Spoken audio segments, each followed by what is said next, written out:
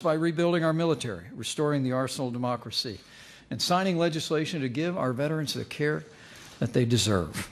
And today, this administration will outline the President's vision for tax reform that will include one of the largest tax cuts for businesses and individuals in American history. In a word, President Donald Trump is in the promise-keeping business. He's already signed 28 bills into law, 30 executive orders, and today the President is delivering on yet another promise to the American people.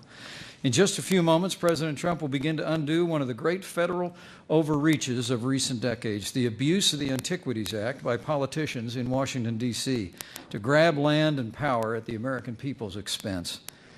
So under his leadership, we're going to work with states to restore power to the people who have the best ability to protect our nation's natural, historic, and cultural treasures.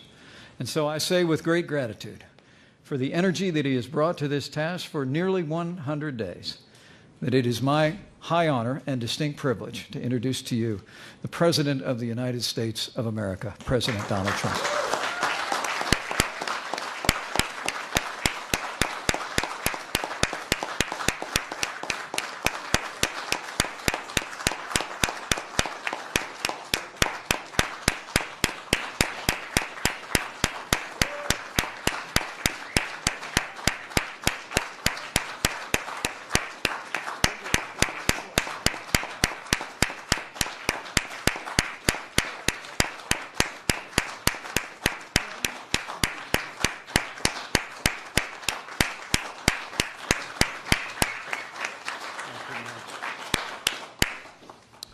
Thank you, Mike. He's been a great vice president, a great help, and everybody loves Mike Pence. So I just want to thank you for your service. It's been incredible. It's a real pleasure to be at the Department of Interior, where you help preserve the splendor and the beauty of America's natural resources. And I can tell you, the group that's in here right now, they're really doing the job. Right, Lisa? They doing a good job? We're going to take care of Alaska, too. Don't worry about it. And they protect the ability of the people to access and utilize the land, which truly belongs to them and belongs to all of us. Secretary Ryan Zinke is doing an incredible job, and he never overlooks the details. He's a detailed person.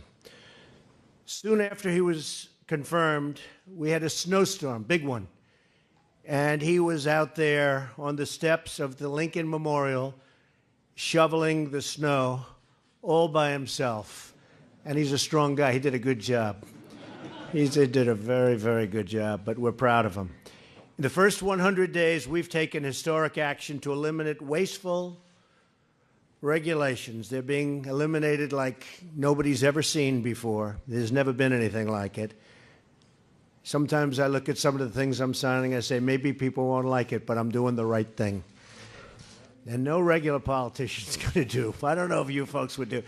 I will tell you, literally, some politicians have said, you're doing the right thing. I don't know if I would have had the courage to do some of these things, but we're doing them because it's the right thing to do. And it's for the good of the nation. We're returning power back to the people.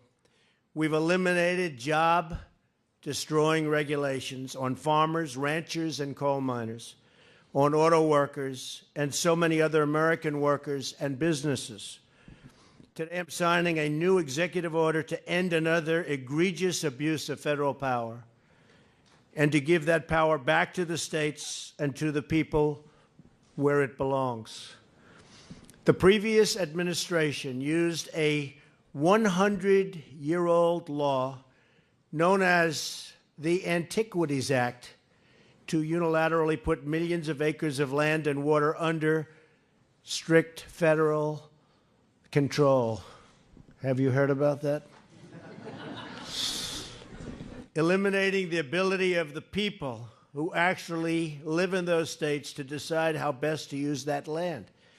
Today, we are putting the states back in charge. It's a big thing.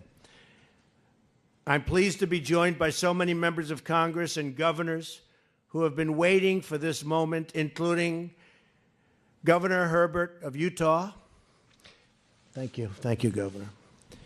Governor LePage of Maine, who, by the way, has lost a lot of weight. I knew him when he was heavy, and now I know him when he's thin, and I like him both ways, okay? Done a great job. Governor Calvo of Guam. Thank you.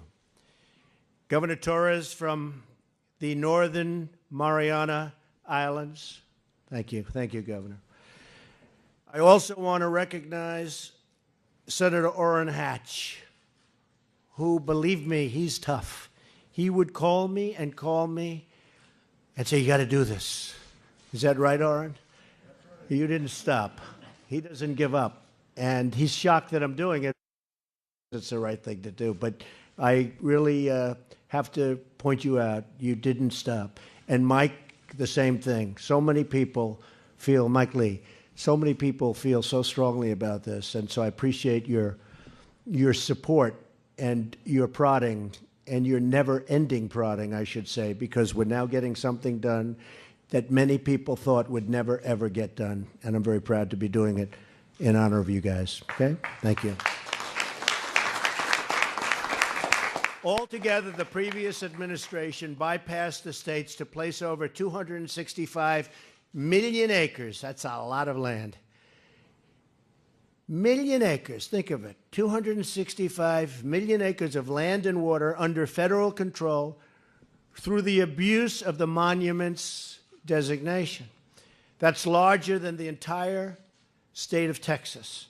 In December of last year alone, the federal government asserted this power over 1.35 million acres of land in Utah, known as Bears Ears. I've heard a lot about Bears Ears, and I hear it's beautiful.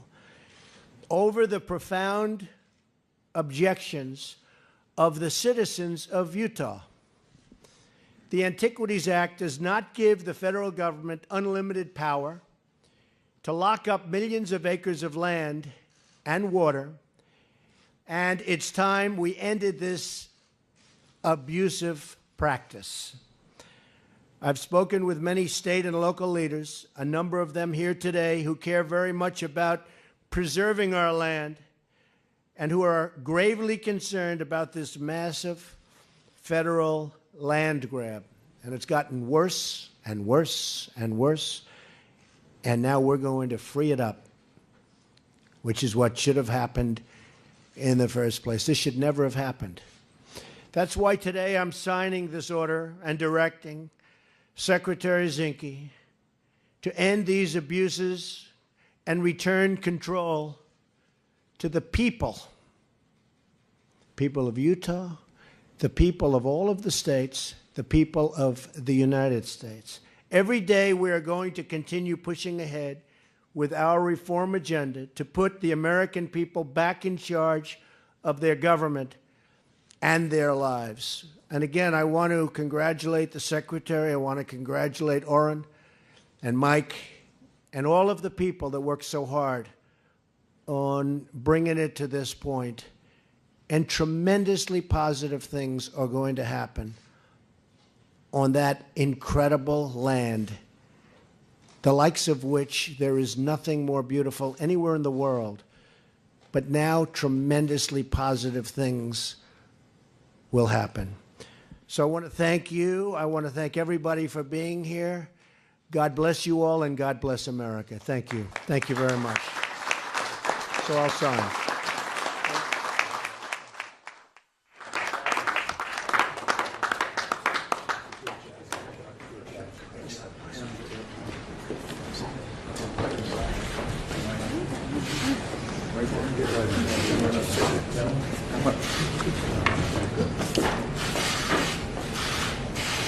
This is a big one. Sure is. You ready? I think you have to maybe give him the pen. What do you think? I will try that. I'll tell you that.